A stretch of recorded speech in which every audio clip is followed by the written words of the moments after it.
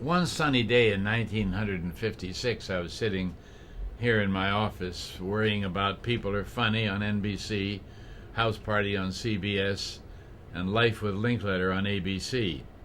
I happened to be on all three networks every week for many, many years, so I had things to think about, and a man came in named Reuben Klamer, who was introduced to me by a friend who was in the toy business.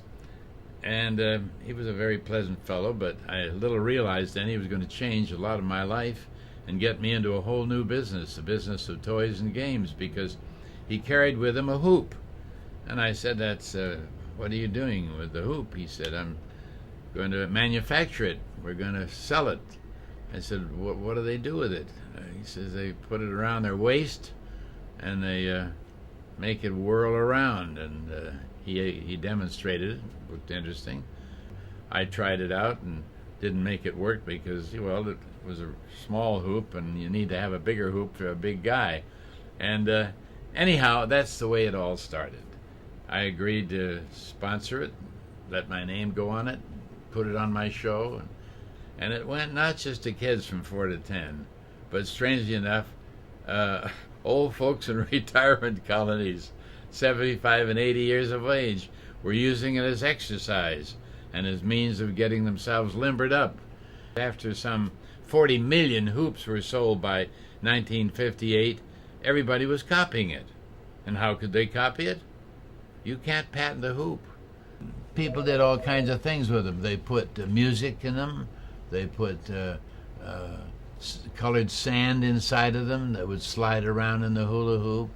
They had different kinds of handhold things. They did sparklers around them. They did everything around them. I used to demonstrate it on the air. That was when I was a lot younger. I could still do it, of course. I ski and surf and travel everywhere in my 90s.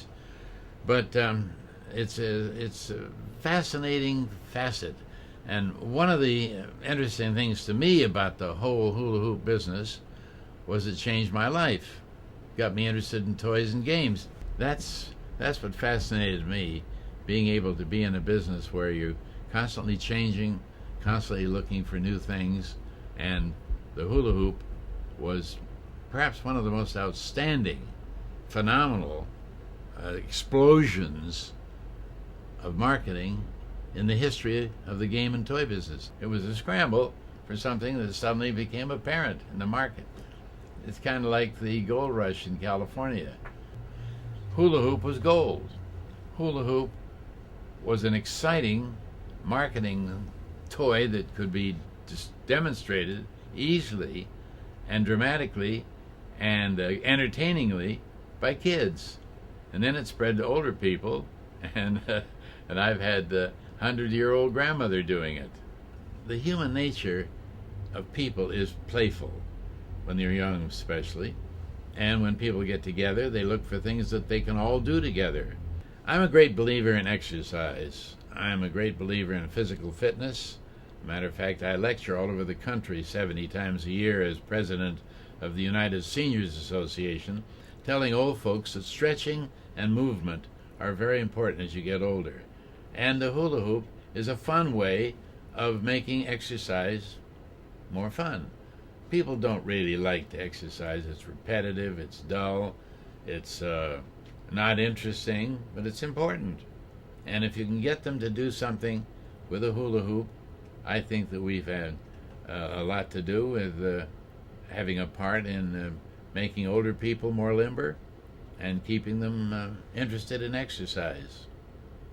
In my life, I found my passion very early. If you have a passion, if you have a bliss, as some people call it, and you have the people around you, the ones you like, and to marry them, I've been married to the same girl for 68 years and have 14 great-grandchildren and 9 grandchildren with whom I play constantly and travel, work with, bring together.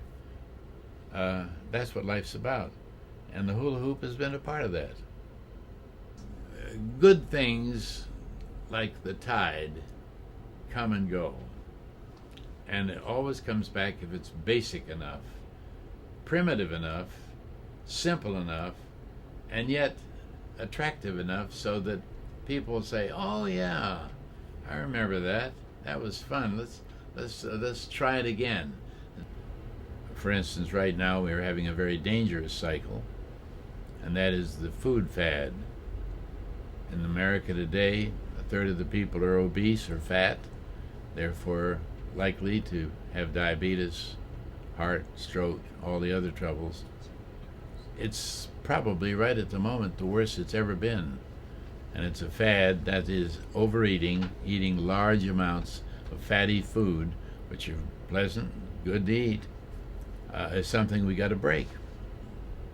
The current worry about terrorism, as compared to the worry about the dropping of the nuclear bomb or the atomic bomb in the Cold War, have many similarities in that we are, in many cases, very frightened and nervous. People are figuring ways to protect themselves. And it's likely that at the same time they're looking for ways to express their joy of life in a safe, easy, familiar way. And these include things that will occupy your mind and take yourself out of the current worries into what you're currently doing, and that's skiing and surfing and skating and playing cards and dancing, making love, and putting a hula-hoop around your hips. If that does it for you, and that relieves your anxiety, takes your mind off today's worries, could be a part of it. I don't think it's the basic reason why the hula-hoop's coming back. I just think it's inherent in people to play games and to have fun. I think America was where the true art of originality and variety and entrepreneurship reached heights never before in the history of the world. Everything we do is to make something faster, quicker, smaller, better, and have more uses. In my life, I've been the president of many different organizations. Organizations for health, organizations for education, organizations for such things as being able to recover from terrible droughts in India and Asia, starving, hungry, homeless. There are a lot of rascals and a lot of bad things happen in our world, but basically it's better, and it's better every year. It's better everywhere around the world. And I'm glad I'm part of a country that's helping make it that way. And so, in the toy business, in the game business, in the book business, in the entertainment business, we're there to enliven spirits, to raise hopes, to give motivation to people to live better, happier lives. And I think if a little twist of the hula hoop makes you happier, then I'm glad I had a part of it.